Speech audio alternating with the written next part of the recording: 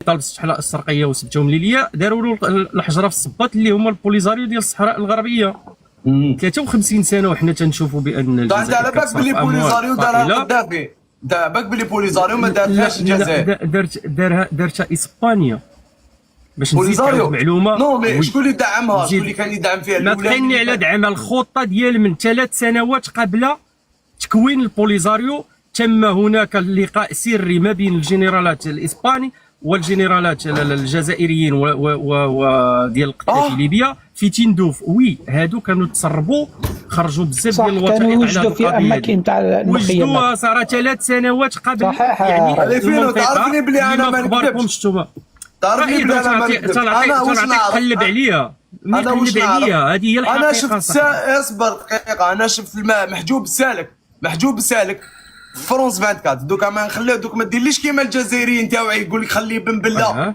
هذه العفسه اللي قلتها تاع الاراضي صح، هذه واش كنت تهضر صح، لان الحكومه المؤقته والناس اللي كانت هذاك الوقت تعترف بهذه العفسه، ما نافقكش فيها. بصح دوك ما نخليش محجوب السالك اللي كان مع البوليزاريو ويقول لك بان الاساس ديالنا هو القذافي وهو اللي اسسها، هو اللي كان يدعم فيها. مي كاين واحد يقول لك بان اسمعني رائد، انت عندك عقل الحمد لله وتتفكر به. علاش كلهم البوليزاريو في اسبانيا الحاج؟ نو يا ما تقوليش حبا، ما تقوليش حبا في ان القضيه وطا وبزاف ديال الحوايج. صح، علاش بغيت نقول لك منطقيا بان اسبانيا اللي كانت داعمه الموقف سريا. علاش الخطاب ديال الحسن الثاني رحمه الله تيقول لك العدو الكلاسيكي للمغرب اسبانيا ولم يقل الجزائر؟ صح، محجوب سامي تيقول لك الحسن الثاني رحمه الله بان العدو هو الجزائر. ما عمر وجههم تيقول لك محجوب سامي يكذب. عارفين علاش؟ قول لي محجوب سامي يكذب. راه كان صغير، راه ولد 16 عام ولا 17 عام باش التحق صاحبي بالجبهه. راه تهضر انت مع واحد الشخص اللي صغير بزاف.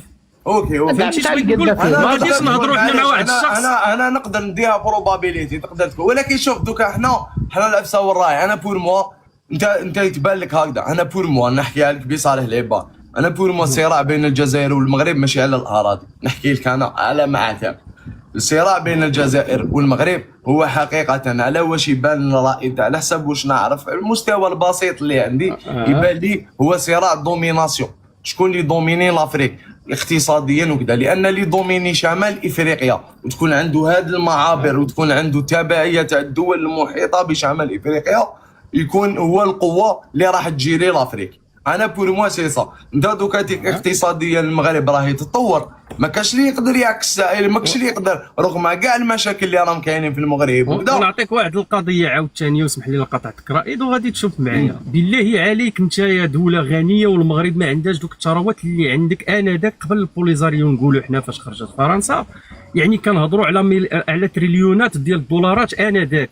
علاش ما غاديش تولي انت يعني قوه اقتصاديه وقوه ماشي غير في الاقليم، غادي تاخذ الرئاده في العالم؟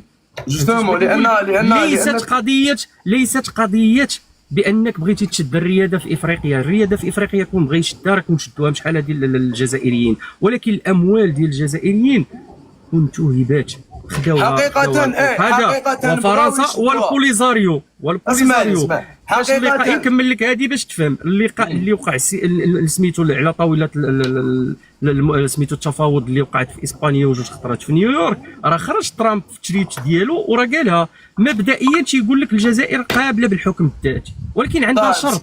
فما هو الشرط؟ ان المغرب يتنازل على الصحراء الشرقيه.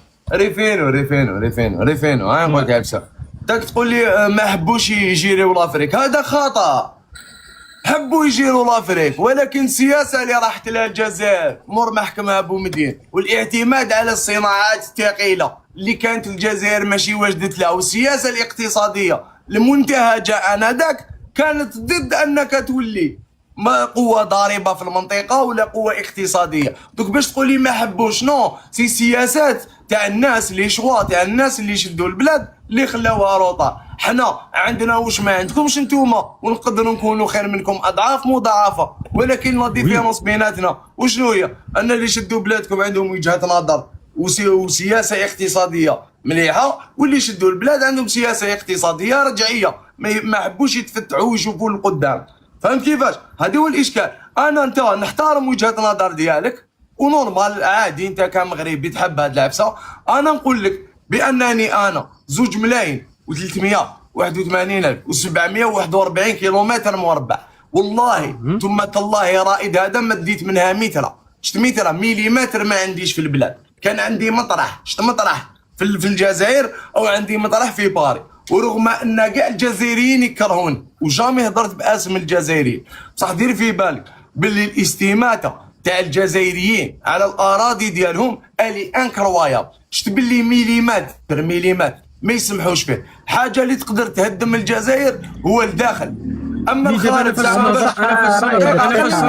خليني سامحني دقيقه اخويا مازال ما كملتش. اي جزائري نقدر نهضر باسمه كي نقول لك باللي لو كان تولي في الاراضي هذه، الجزائري عنده واحد استماته بيزار شويه على الاراضي ديالو. شوف برك النار كي تحرقت، رغم انها سياسه الدوله مقوده ونورمالمون الجزائري ما يديرش هاد العفسه، نورمالمون الدوله هي اللي تكفل باطفاء الحرائق، ولكن شفنا لهنا باللي الجزائريين داخلين في النار على جال هذيك البلاد. فبالتالي انا نقولها لك الجزائري كان تولي في الاراضي يولي بلاد واحد اخر. حاجه واحده اخرى العفسه اللي تقدر تدير بالجزائر هاد الاراضي اخويا رائد، هاد الاراضي هادي واش جزائريه صاحبي؟ واش باغي تحمقونا صاحبي؟ واش هاد الاراضي هادي جزائريه؟ واش ما عرفش الاتفاقيات اللي وقعت بعد الحرب العالميه الثانيه ديال التقسيم عن الاستعمار؟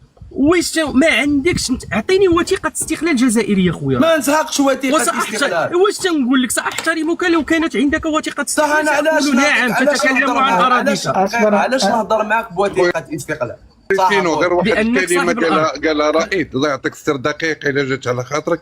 الاستماته رائد تتكلم على الاستماته عن اي استماته. 132 سنه حكم فرنسا في الاراضي الاخر، اي استماته تتكلم عليها؟ بالعكس انت هو واحد المثال حي انك لا غيرة لكم على الارض. الا تكلمنا تاريخيا الاستماته تتكلم على الاستماته. دقيقة اصبر علاش انا مثال حي؟ اصبر دقيقة علاش انا مثال حي؟ ايوا اصبر انا الا بديت نصبر. بصحك شخصنتها معايا انت قلت انت هو مثال حي على ان ما تكلمتي على الاستماته، حنا ما تكلمناش. انا بصح علاش انا مثال حي؟ هو قال لك الاراضي، هو قال لك هذيك الاراضي حقه ديالي. دقيقه هو تيدافع على اراضي حقه وانت تدافع على اراضي موروثه من الاستعمار. علاش انا شوف خلينا كاع دوك من الاراضي، علاش انت تتكلم معايا؟ علاش انت شنو قلت لك انا؟ شنو هي الشخصانه اللي قلت لك؟ كي قلت لي انت هو المثال، انت المثال باللي لا الجزائر زعما ملي تتكلم باسم الجزائر وقلتي انه الشعب الجزائري يموت على نقطه، اذا انت مثلتي الجزائر، فانا غادي نتكلم معاك بصفتك انت. اراضي دوك كي تقول لي اراضي موروثه على الاستعمار، ماشي غير الجزائر اللي عندها اراضي موروثه على الاستعمار، افريقيا كلها عندها اراضي موروثه على الاستعمار. راه مالي دافع الدوسي في الامم المتحده ديال الاراضي. بصح نفهمك انا دوكا نهضروا مبدا، تحب نهضروا مبدا سياسه ولا نهضروا مبدا قوه؟ الا نهضروا سياسه تقول لك باللي كل الدول هذه في الاتحاد الافريقي مسينين على اننا نعترف بالحدود الموروثه على الاستعمار.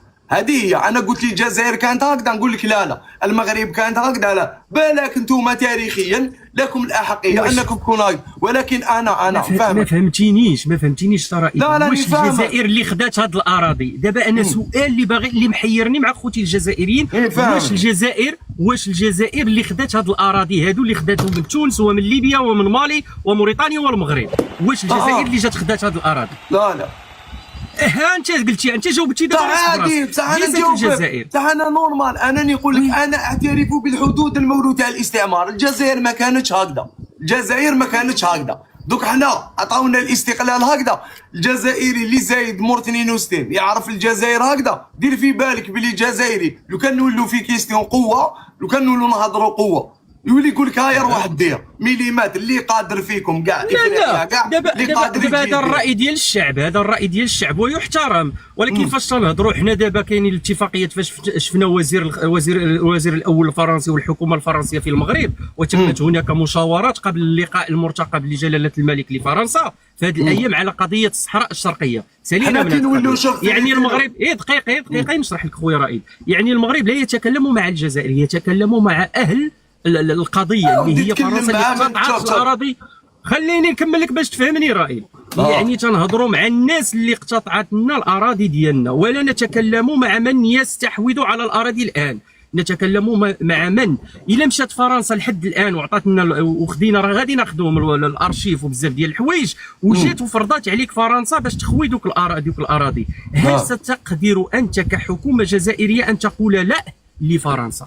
شفت انت نقول لك عبسه سؤال واحد. دقيقه انت دوكا احكي مع فرنسا، احكي مع الامريكان، احكي مع من تحب، كي تولي في الاراضي شفت الجزائريين كي تولي في الاراضي الحكومه هذه ولو تقبل شفت زعما الرئيس يقنبع الماكرون يقول له هاك دير الاراضي، شعب ما يقبلش، فهمت؟ شعبين بالعكس حنا تنشوفوا الشعب دابا لحد الان تيخرجوها صاحبي من دارو يبغي يقول لهم لا بزاف د الحوايج. انا قلت لك حاجه، اسمع لي، كل حاجه في بلاصتها، بين انك انت نضربوا مع السياسه ونضربوا مع البلاد ونتنايكوا بيناتنا، هذه حكايه صح. لو كان تولي في الاراضي هذه على بالك بلي الناس اللي على بالهم هم يعرفوا الجزائريين هم دارسين الجزائري، وكان تولي في الاراضي راح تشوف واحد العفسه ماشي نورمال، راح تشوف واحد العفسه انكرويابل ميفري صح. لو كان عندي مثال الحي دغاميس اللي داتها دابا ليبيا، هل تكلم عنها الشعب الجزائري؟ وشنو؟ دغاميس، المنطقه دغاميس اللي داتها ليبيا دابا اللي رداتها الاراضي ديالها، هل تكلم عنها الشعب العربي؟ اذا الاراضي ديالها شوف ريفينو ما نخلطوش هذه، فانت تهضر لي على المغرب. لا حتى هذه تهضر لي على المغرب، هذه كانت في الاستعمار. اسمعني دقيقه، حتى هذه كانت من الاستعمار، وفاش جا دابا حفتر رد الاراضي بعد واحد الجزء ديال دغاميس ردوا لليبيا. لم نرى ولو مسؤولا او شعبا جزائريا تكلم. صح الاراضي اللي خرجوكم منها تسالوا فيها، اللي خرجكم الجزائريين منها تسالوا فيها. فين؟ اين اراضي اللي خرجوا؟ اراضي خرجوكم من الجزائريين من الاراضي. حنا كانت عندنا واش فهمتي فاش هضرت معاك في الاول؟ قلت لك ما غاديش نقدو حنا نحلوا 3 واجهات. لا الاراضي اللي خرجوكم منها واسمها هذيك، نحن عندنا سياسه سميها لي البلاصه اللي خرجوكم منها الجزائري، اليوم يضلوا يقولوا لكم خرجوكم بالاوبا واسمها هذيك البلاصه. العرجه هذيك تاعكم، ما عرفتش.